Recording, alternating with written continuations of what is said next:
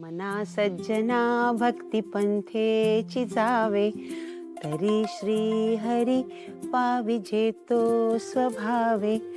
जनी निंद्यते सर्व सोडून द्यावे, जनी वंद्यते सर्व भावे करावे. बिंदू, याचा अर्थ सांग. कसला कसला? मना पाप संकल्प सोडून द्यावा, मना सत्य संकल्प जीवी धरावा. सोपं आहे.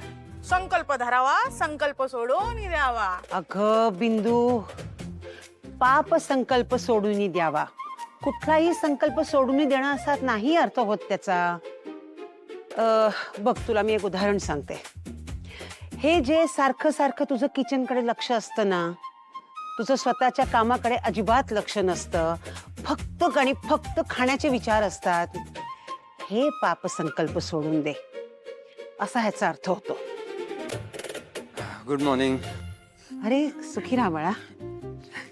आई कुठे? तिला सकाळीच काहीतरी काम होतं, ती लवकर बाहेर गेलीये. ओके. ब्रेकफास्टला काय? तेजू ओट्स वगैरे खाऊन गेलीये. तुला ते खायचं असेल तर बघ, नाही तर मग पोहे पण आहेत. ऑफकोर्स पोहे. वा बिंदू.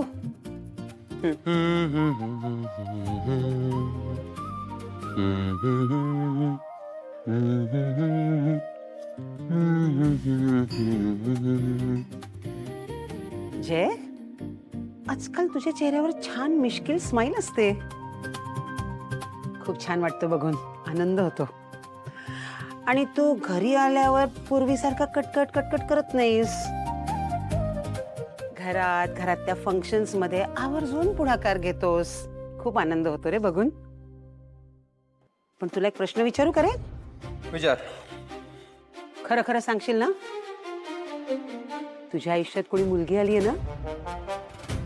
काय? असं का विचारतेस? खरं सांग मला, कारण तुझ्यामध्ये आहे ना बदल स्पष्ट दिसतायत.